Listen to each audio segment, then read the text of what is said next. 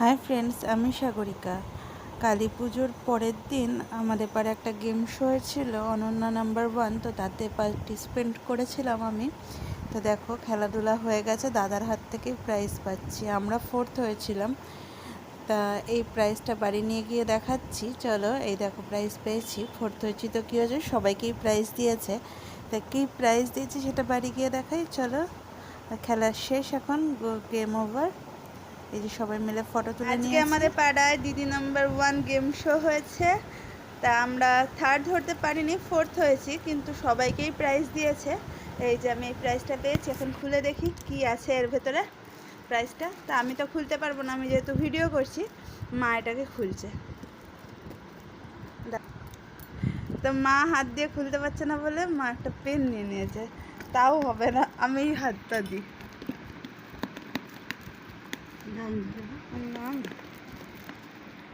মা খুলুক।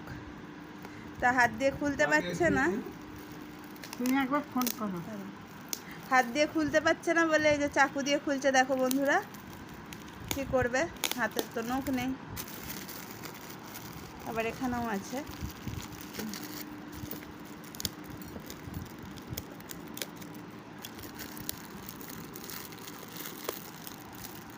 এমন প্যাকিং করেছে কি বলবো। ধরো, তুমি ফোনটা ধরো, এরম ধরো। তো খুলে দিয়েছে না। আচ্ছা বন্ধুরা, আমরা খুলে নি নাকি? না, এবার টান দাও, এখান দিয়ে টান দাও। দাঁড়াও, এখানে আছে,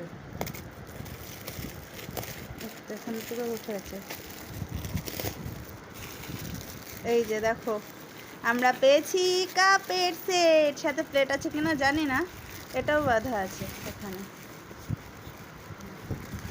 এই যে চলো।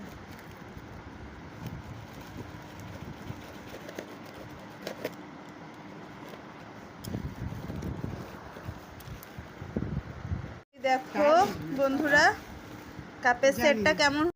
কাপের সেটটা খুব সুন্দর হয়েছে। তো পরের দিন ভাই ফোঁটা ছিল, এই দেখো দাদাকে ফোঁটা দিচ্ছি। ভাইয়েরটা তুলতে পারিনি, মা আর আমি মামা বাড়ি চলে গেছি। মামাকে ফোঁটা দিচ্ছে। দেখো, ভাইয়েরটা যেহেতু তুলতে পারিনি, আমি একাই ছিলাম, তাই ফোঁটাটা দিয়ে দিয়েছি। তাই তুলতে পারিনি, আমি মামা বাড়ি গিয়েই ভাইকে ফোঁটা দিয়েছি। দেখো, মামা বসেছে আর মা ফোঁটা দিচ্ছে। আমাদের হচ্ছে সন্ধেবেলা ফোঁটা দেয়, আমাদের ওই না খেয়ে ফোঁটা নয়। আমাদের যখন সন্ধে প্রদীপ দেয় তখনই ফোঁটা দিতে হয়। তাই মামাকে সেই সময় ফোঁটা দিতে গেছে। আর প্রত্যেকবারই আমরা মামা বাড়ি যাই, দুপুরবেলা গিয়ে ফোঁটা দিয়ে আসি। আর এইদিকে দেখো, ভাই দিদিমার সাথে ইয়ার্কি মারছে। তা দুজনকে গিফট দিয়ে দিল। ভাই যেহেতু দিদিমার সাথে ইয়ার্কি মারছিল, আমি ভিডিও তুলছিলাম বলে পালিয়ে গেল।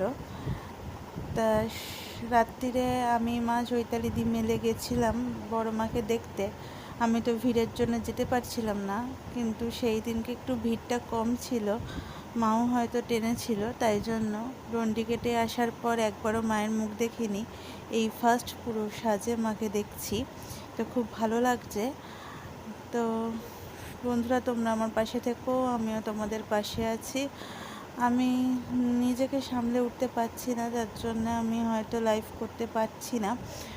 করব তোমাদের এত ভালোবাসা, আদর, যত্ন নিশ্চয়ই আমি আমার লাইভ করব, কিন্তু কটা দিন আমাকে সামলাতে সময় দাও।